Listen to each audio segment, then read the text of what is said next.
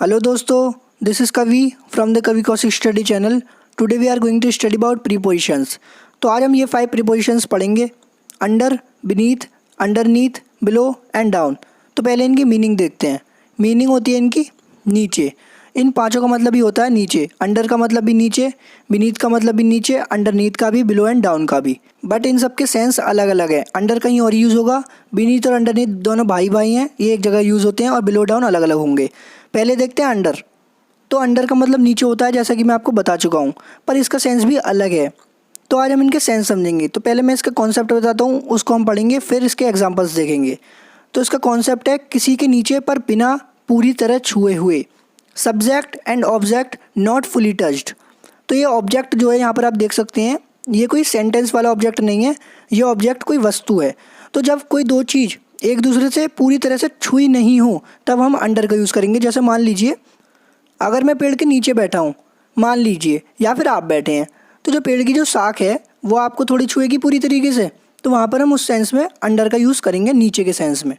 अब मान लीजिए एक और एग्जांपल, बच्चे जो होते हैं जब हाइड एंड सीक खेलते हैं तो बेड के नीचे आके छिप जाते हैं, तो वो बेड से पूरी तरह से थोड़ी टच्ड होते हैं, तो वहाँ पर भी हम अंडर का यूज़ करेंगे. जैसे मान लीजिए बच्चा बेड के नीचे छिपा है, तो वहाँ पर नीचे के सेंस में हम अंडर का यूज़ करेंगे. अब एक और एग्जांपल देता हूँ मैं आपको. मान लीजिए आपका मोबाइल या फिर लेटर जो है, पत्र, आपके तकिए के नीचे है, तो उस सेंस में आप खुद ही बताइए मुझे, वहाँ हम अंडर का यूज़ करेंगे या किसी और प्रीपोजिशन का. वहाँ पर हम अंडर का यूज़ नहीं करेंगे, क्योंकि जो मोबाइल है या फिर लेटर है वो तकिए से पूरी तरह से छुला हुआ है, टच्ड है, तो वहाँ पर हम किसी और प्रीपोजिशन का यूज़ करेंगे. तो आई होप आपको अंडर का कॉन्सेप्ट समझ में आ गया होगा. अब देखते हैं एग्जाम्पल्स. राम बेड के नीचे छिपा हुआ है.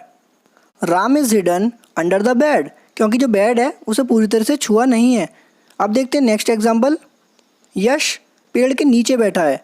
Yash is sitting under the tree. तो यहाँ पर जो पेड़ है उसे पूरी तरह से छुआ नहीं है, जैसा कि मैं आपको बता चुका हूँ. आप देखते हैं next preposition, beneath and underneath. तो ये दोनों मान लीजिए आप भाई हैं या फिर दोस्त हैं, क्योंकि हम जहाँ पर बीनीथ का यूज़ कर सकते हैं वहाँ पर हम अंडरनीथ का भी यूज़ कर सकते हैं. तो पहले हमें इनका सेंस समझना होगा, ये कहाँ पर यूज़ होंगे. किसी के नीचे पर पूरी तरह छूते हुए. Subject and object fully touched. जैसे मैंने आपको एग्जांपल दिया था, फ़ोन तकिए के नीचे है या फिर मोबाइल तकिए के नीचे है, तो उस सेंस में जो मोबाइल है तकिए से पूरी तरह से छुआ हुआ है, तो वहाँ पर हम बीनीथ या अंडरनीथ का दोनों में से किसी का भी यूज़ कर सकते हैं. सो गाइज, अब देखते हैं कुछ एग्जांपल्स जिनके ज़रिए कॉन्सेप्ट हो जाएगा क्लियर.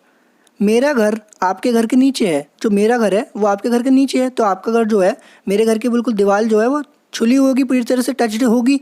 तो my house is underneath your house. यहाँ पर हम बीनीथ का भी यूज़ कर सकते हैं.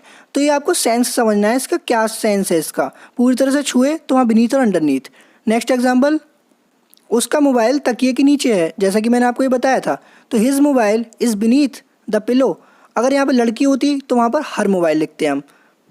सो गाइज, आपको मुझे लगता है आई होप कॉन्सेप्ट क्लियर हो गया होगा बीनीथ और अंडरनीथ का. तो अब देखते हैं नेक्स्ट प्रीपोजिशन, बिलो. तो देखते हैं, इसका मतलब भी नीचे होता है. तो इसके पर 3 सेंस हैं, जैसे कि मैंने आपको बताया. अंडर, बीनीथ और अंडरनीथ के एक एक सेंस हैं. बिलो का मतलब होता है नीचे, पर 3 सेंसेस में. फर्स्ट सेंस देखते हैं, लिस्ट में नीचे. Below in a list. मान लीजिए लिस्ट लगी आपकी स्कूल की, आपके दोस्त की रैंक आई 26, आपकी आई 25. तो आपका दोस्त आपसे क्या कहेगा, भाई मेरा नेम तुम्हारे नेम के नीचे लिख रहा है. तो वहाँ पर उस सेंस में हम बिलो का यूज़ करेंगे. तो अब देखते हैं जैसे कि एग्जाम्पल.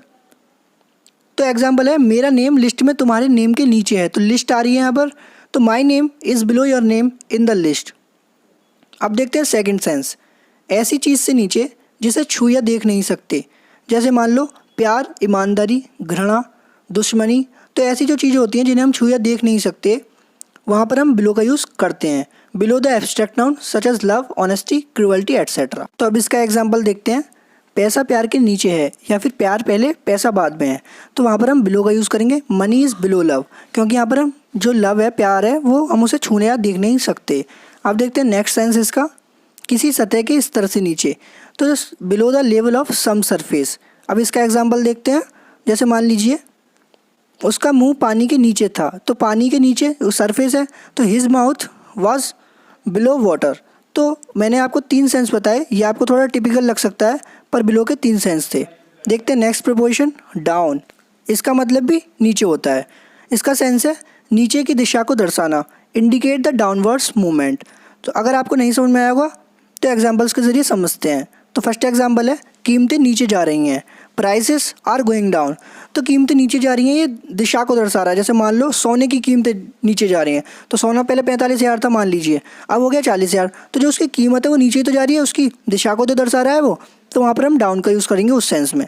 नेक्स्ट एग्जाम्पल है पानी का स्तर नीचे जा रहा है, water level is going down. अब आप कहेंगे मैंने आपको बताया था बिलो के बारे में, किसी सरफेस के नीचे के लिए हम लगाते हैं बिलो, पर यहाँ पर मैंने डाउन इसलिए लगाया क्योंकि जो वाटर लेवल है पहले ऊंचा था, अब नीचे हो गया, तो उसकी दिशा को दर्शा रहा है, तो वहाँ पर हम डाउन का यूज़ करेंगे। तो ये बहुत इंपॉर्टेंट एग्जाम्पल था।